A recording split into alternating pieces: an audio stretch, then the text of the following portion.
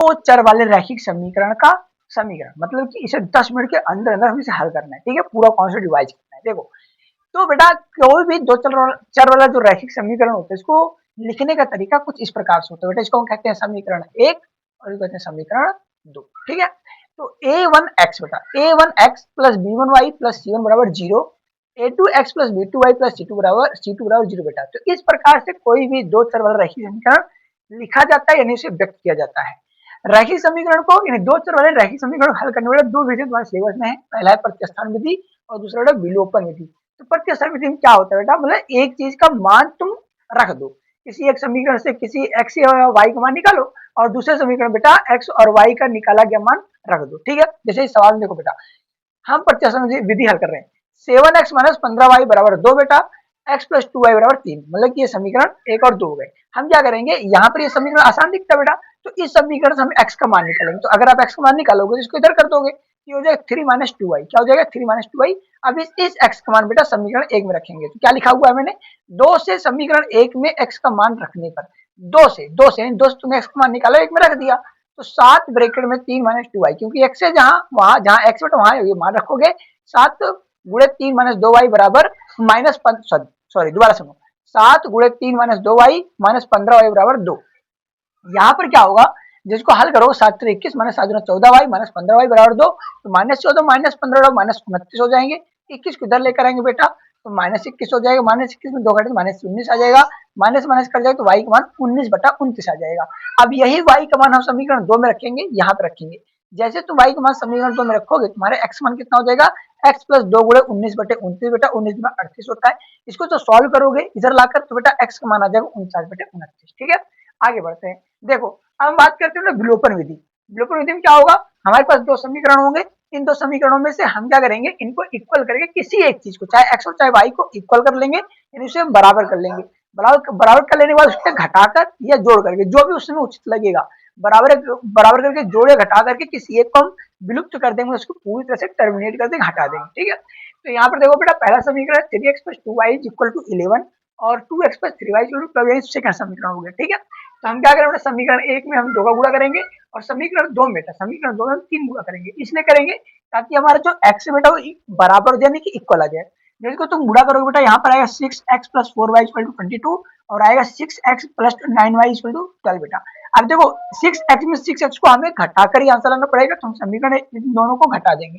जब घटाएंगे बेटा, तो जो चिन्ह होता है नीचे वाले समीकरण का वो बदल जाता है। तो बेटा जिसका कुछ उसको हम प्लस मानते हैं, यहाँ मैंने प्लस माना, अब इसका चिन्ह बदल कर माइनस कर देंगे। यहाँ ऑलरेडी प्लस है तो माइनस हो जाएगा, यहाँ बेटा ऑलरेडी प्लस है तो ये भी क्या होगा, माइनस होगा।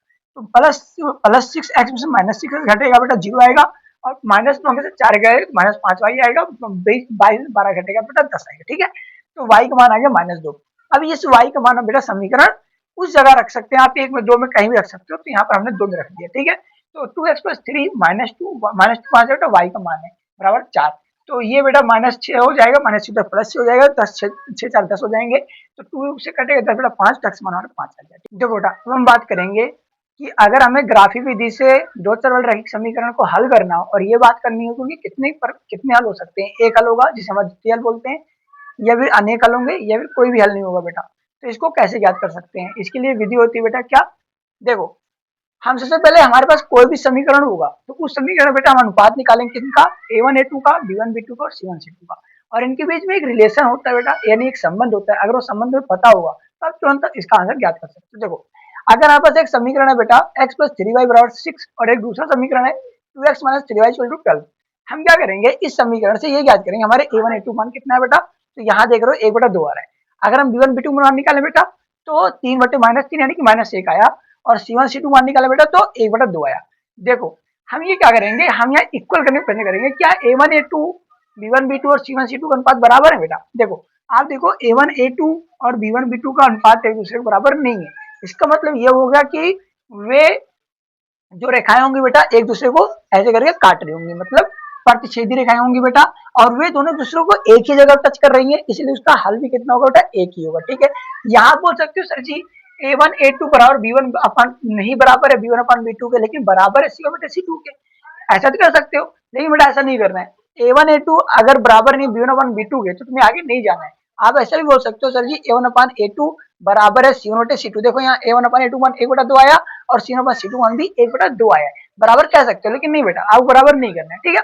अब बात करते हैं सेकंड वाला। अगर हमारे पास दूसरा समीकरण बेटा x plus 2y equal to 4 and 2 plus 4y equal to 12 बेटा, यहाँ पर देखो A1 A2 का अनुपात है 1/2, B1 बटे B2 मान है 1/2, C1 बटे C2 मान भी बेटा 1/3 आया। देखो A1 बटे A2 बराबर हो गया B1 अपन B2, लेकिन देखो बेटा बराबर नहीं है C1 अपन C2, मतलब ये जो शुरू का जो अनुपात है A1 A2 B1 B2 ये तो बराबर है, लेकिन C1 C2 बराबर नहीं है। ऐसी रेखाएं बेटा हमेशा क्या होती है, समांतर होती है, मतलब वो हमेशा ऐसे चल रही होंगी, ऐसे चलने के साथ साथ बेटा वो कभी भी एक दूसरे को टच नहीं करेंगे, मतलब ऐसे जा रही होंगी, ऐसे जा रही होंगी, और कभी बेटा एक दूसरे को टच नहीं करेंगी, एक दूसरे क्रॉस नहीं करेंगी, ठीक है। जो बेटा कोई चीज एक दूसरे को टच नहीं करेगी या क्रॉस नहीं करेगी, इसका मतलब ये है कि उन दोनों कोई संबंध नहीं, वो दोनों एक दूसरे कहीं भी किसी बिंदु पर टच नहीं कर रही है, इसका मतलब बीच में कोई संबंध नहीं है। अगर संबंध नहीं है बेटा तो वो समांतर है, इसका मतलब उनका कोई भी हल नहीं है, ठीक है बेटा। तो वे समांतर होंगी, मतलब वो ऐसे चल रही होंगी। आगे बढ़ते बेटा नंबर 3 की ओर। नंबर 3 कहता है कि 2x plus 3y equal to 9 and 4x plus 6y equal to 18 बेटा। तो ये अगर आप A1 A2 का अनुपात निकालो 1/2 आएगा, B1 B2 का अनुपात निकालोगे 1/2 आएगा, C1 C2 का अनुपात निकालोगे 1/2 आएगा, मतलब तीनों अनुपात एक दूसरे के बराबर हैं, कहीं भी इनमें दिक्कत नहीं है। देखो तो A1 बटे A2 बराबर है B1 अपन B2 बराबर है C1 बटे C2 बेटा, मतलब तीनों रेखाएं एक दूसरे के, यानी तीनों का जो अनुपात है बेटा वो बराबर है, पूरे से बराबर है। और ऐसी रेखाएं बेटा हमेशा क्या होंगी, दूसरे के संपाती होंगी। संपाती मतलब एक ऊपर एक रखी हुई, एक ऊपर एक रखी, मतलब तो उसको हर जगह टच कर रही है। अगर कोई चीज एक ऊपर एक रखी हुई है, इसका मतलब ये है कि उसका जो हल है अनेक है, अनेक लोग कई सारे हैं। तो इसका जो रेखा बनेगा बेटा इस प्रकार बनेगा, यही रेखा पर बेटा पहले समीकरण की भी रेखा जारी होगी, वक्र जा रहा होगा, और दूसरे समीकरण का भी रेखा या वक्र जा रहा होगा, ठीक है। उम्मीद करता हूँ बेटा मैंने तुम्हें पूरा चैप्टर 10 मिनट के अंदर अच्छे से रिवाइज करा होगा, तुम्हें हर चीज अच्छे समझ में आई होगी। अगर तुम्हें ये चैप्टर समझ में आया बेटा और ये कंटेंट तुम्हें समझ में आ रहा है, अच्छा लग रहा है, मजा आ रहा है पढ़ने में, ठीक है, 10 मिनट के अंदर अंदर पूरे चैप्टर को रिवाइज करना चाहते हो, कोई भी चैप्टर को रिवाइज करना चाहते हो बेटा, तो प्ले लिस्ट को चेकआउट कर सकते हो और भाई को सपोर्ट कर सकते हो, ठीक है। मिलते हैं अगली वीडियो में, टेक केयर।